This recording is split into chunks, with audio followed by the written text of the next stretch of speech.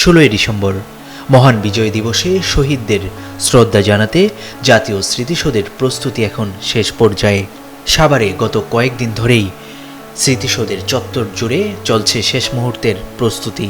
মূল বেদি থেকে শুরু করে 60টি স্তম্ভের প্রতিটি অংশে লেগেছে নতুনত্বের ছোঁয়া। একটা মনোরম পরিবেশ মানুষের যাতে দিতে পারি সেই কাজে আমরা করতেছি, সেই চেষ্টাই আমরা চালাচ্ছি। এখানে ফান্না মারার থেকে শুরু করে ফুল লাগানো, তারপরে গাছের চারা সঠিকভাবে রোপিত করা, এগুলা আমাদের 16ই ডিসেম্বর যাতে উদযাপিত পালন হয় এই উপলক্ষে আমরা কাজ করে আসতেছি। ওদের স্বপ্ন পূরণে পাশে থাকতে পেরে আমরা গর্বিত। বিশাল চত্বর জুড়ে লাগানো হয়েছে নানা রঙের ফুলের গাছ। দেখে মনে হয় পুরো চত্বরটি ফুলের বাগান।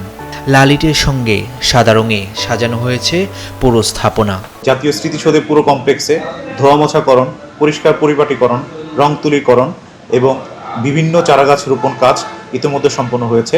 পাশাপাশি স্মৃতিসৌধের বিভিন্ন স্তরে সিসি ক্যামেরা স্থাপন কাজ এবং লেক সংস্কার কাজ সহ অন্যান্য কাজ ইতিমধ্যে সম্পন্ন হয়েছে।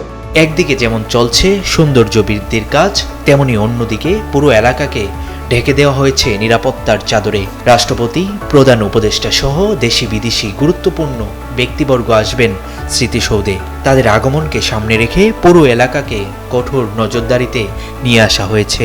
আইন শৃঙ্খলা বাহিনীর টহল জোরদার করা হয়েছে স্মৃতিসৌধ ও এর আশেপাশের এলাকায়। বিজয় দিবস উদযাপন হবে, সেই উদযাপনের লক্ষ্যে আমরা যারা দায়িত্বপ্রাপ্ত নিরাপত্তা রক্ষায় এখানে যারা সদস্য রয়েছি, তারা যেন আমরা সঠিকভাবে দায়িত্ব পালন করতে পারি, সেখানে আমাদের জন্য এখানে আজকে আসা। প্রস্তুত সাভারের জাতীয় স্মৃতিসৌধ, প্রস্তুত জাতি। এখন শুধু অপেক্ষা বিজয়ের সেই মহালগ্নটির। শ্রদ্ধা আর ভালোবাসায় সিক্ত হয়ে বাংলাদেশের মানুষ আরেকবার স্মরণ করবে তাদের শ্রেষ্ঠ সন্তানদের। Desk report, Daily Sun.